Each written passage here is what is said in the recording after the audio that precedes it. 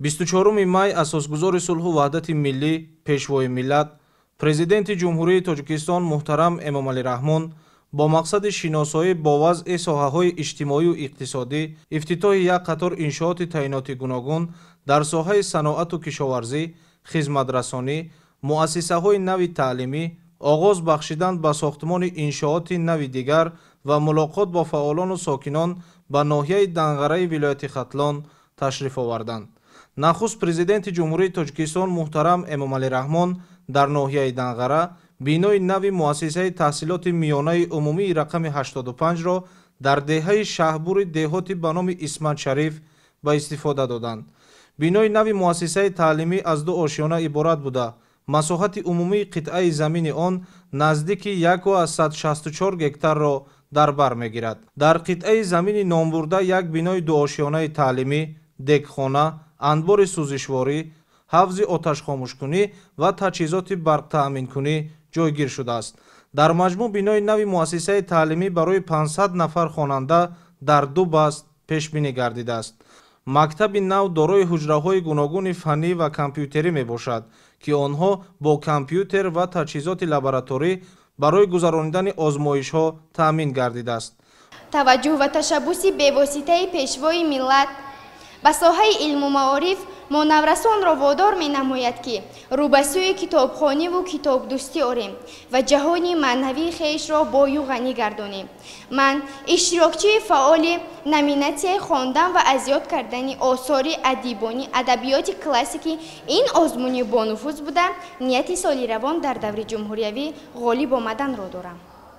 дар ин муассиса ҳама шароитҳои муосири илмомӯзӣ таъмин аст. пайваст бо шабакаи интернет ба мо имконият медиҳад, ки дар озмунҳои фосилавӣ ва байналмилалӣ ширкат намуда ҷойҳои ифтихориро сазовор шавем. бо истифода аз ин имкониятҳо мо сатҳи баланди илмомӯзӣ, забондонӣ ва кор бо технологияи муосиро хубтар омӯхта, бо касбияти сатҳи баланд ба ватан хизмати содиқона менамоем. боиси ифтихору сарфарозии мо хонандагон аст, ки бо ҳидоят ва роҳнамоиҳои сарвари хиратсолору соҳибандиша барои мо як бинои хуштару замонавии таълимӣ ва бо тамоми шароитҳои муосири замон сохта мавриди истифода қарор дода шуд. миннатдории хешро ба пешвои муаззами миллат изҳор медорем, зеро дар ин маҳзани илму дониш барои омӯзиши тамоми фанҳои таълимӣ шароитҳои сатҳи баланд муҳайё гардидааст. ҷавобан ба ин қадар ғамхориҳои пешвои муаззами миллат мо бояд хонему номбардори ин ватану ин меҳан гардем. барои баланд бардоштани қобилияти зеҳнии хонандагон, муассиса дорои синфхонаҳои шоҳмот, майдончаи варзишии замонавӣ ва китобхона бо 20 ҷойи нишаст мебошад. майдончаи варзишии муассиса дорои таҷҳизот барои обу тоби бадан, бозии футбол, волейбол ва баскетбол мебошад. дар гузашта хонандагон аз муассисаи таълимӣ танқисӣ ва барои таҳсил аз деҳоти шаҳрбури деҳоти ба номи Исмат Шариф ба дигар деҳа мерафтанд.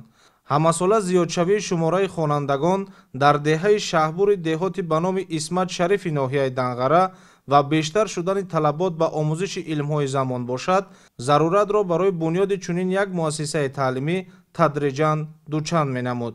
ҳаминро ба инобат гирифта соли 2023 бунёди бинои нави муассисаи таҳсилоти миёнаи умумии рақами 85 бо ҷалби сармоя оғоз гардид. сарвари давлат муҳтарам Эмомалӣ Раҳмон ба тарҳи бунёди бино баҳои баланд дода, омӯзгоронро барои боз ҳам бештар ба таълиму тарбия фаро гирифтани хонандагон ва дар роҳи худшиносию ватандӯстӣ ҳидоят намудани онҳо дастуру супоришҳо доданд. бинои нави муассисаи таҳсилоти миёнаи умумии рақами 85 бо сохти меъмории замонавӣ бунёд ва дар саҳнаш гулу бутаҳои ороишӣ шинонида шудааст. ифтитоҳи бинои нави муассисаи таҳсилоти миёнаи умумии рақами 85 дар деҳаи шаҳрбури деҳоти ба номи Исмат Шарифи ноҳияи Данғара дар доираи омодагиҳо ба ҷашни бузурги миллӣ 35-солагии истиқлоли давлатии ҷумҳурии Тоҷикистон дар идомаи раванди созандагиҳо дар мамлакат сурат гирифта, имкон медиҳад, ки хонандагон дар шароити муосир донишҳои замонавиро аз худ намоянд. фароҳам овардани шароит имкон медиҳад, ки ҳавасмандии насли наврас дар доираи 20-солаи омӯзиш ва рушди фанҳои табиатшиносӣ, дақиқ ва риёзӣ дар соҳаи илму маориф барои аз худ кардани илмҳои дақиқ бештар шавад.